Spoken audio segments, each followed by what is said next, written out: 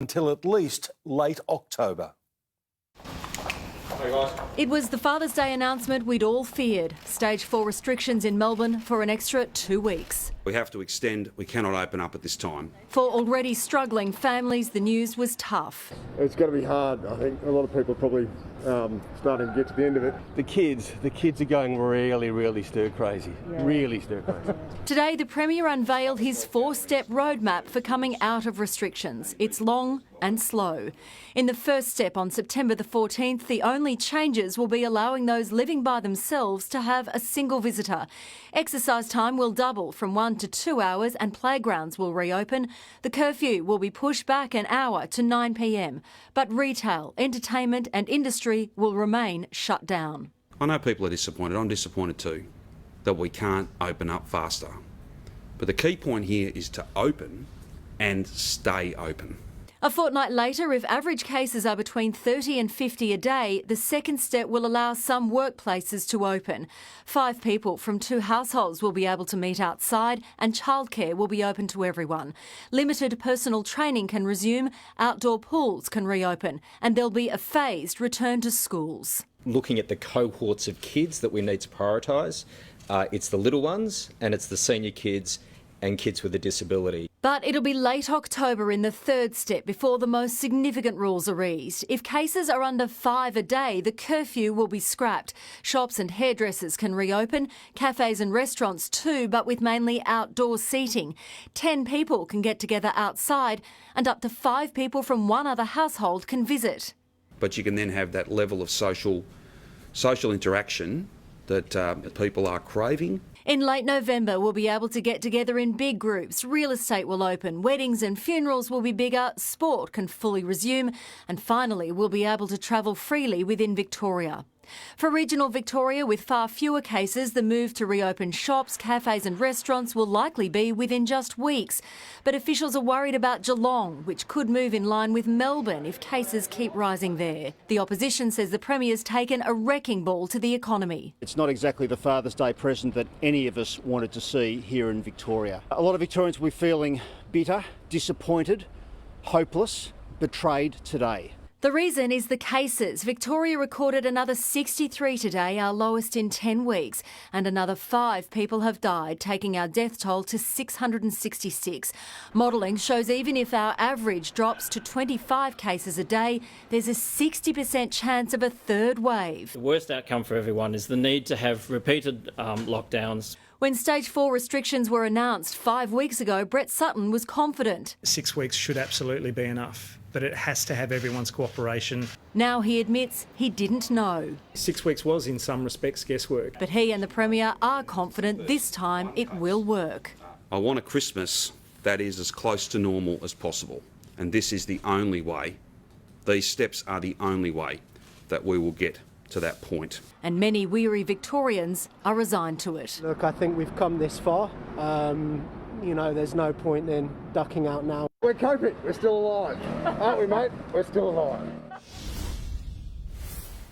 Today's announcement effectively means that Melbourne will be in lockdown for 12 weeks. That's one of the longest lockdowns anywhere in the world. And get used to wearing these. Mask use will be compulsory long after most of the other restrictions have been eased. But the Australian Medical Association has today come out in support of the Premier, saying that these rules are the only way that Victoria will prevent a third wave. Mitch. Laurel Irving at Preston, thank you. Today's announcement reduced many to tears as the financial and emotional struggle becomes overwhelming. Blake Johnson has been monitoring the fallout, and Blake, the road out is a lot tougher than many thought possible. Pete, the entire state would have been hoping this 6-week lockdown would be enough. Instead, some industries will be doing more than double that, and some smaller businesses out there are only just holding on. This extension to the lockdown now becomes a fight for their financial survival. In businesses across Melbourne, pubs to gyms, hair salons, today's lockdown extension made for unhappy viewing. This is definitely tougher.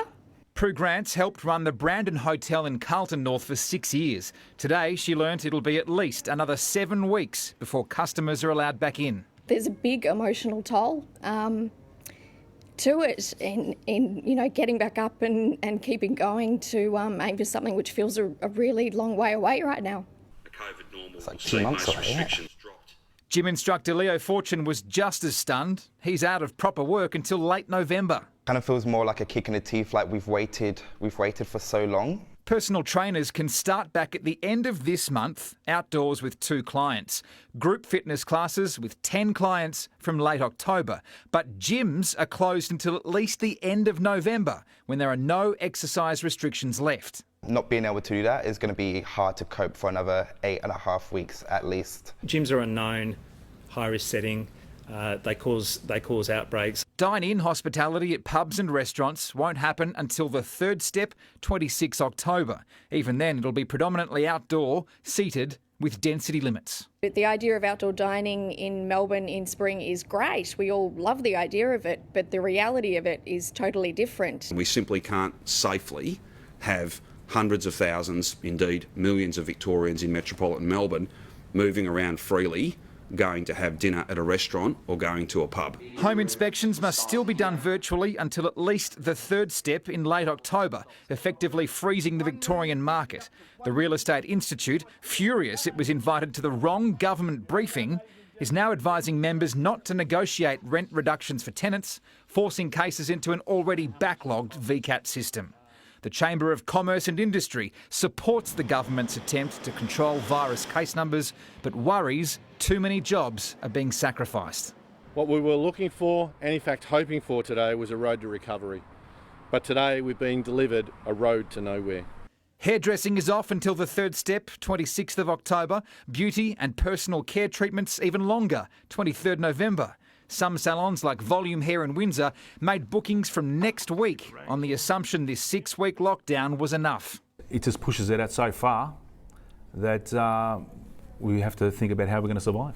Step 2 of reopening at the end of this month will see a handful of industries and 100,000 workers in them return, including Jim's mowing.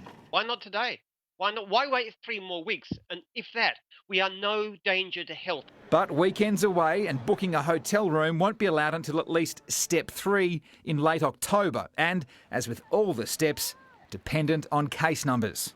So that nearly wipes out half of the jobs in the tourism and events sector by the end of this year.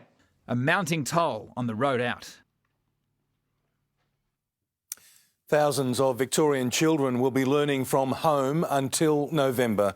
There are now concerns it could be too late to play catch-up with months of missed time in the classroom. With 3 children at home during lockdown, Emily Ryan hasn't been able to work for months. She's among the fortunate few.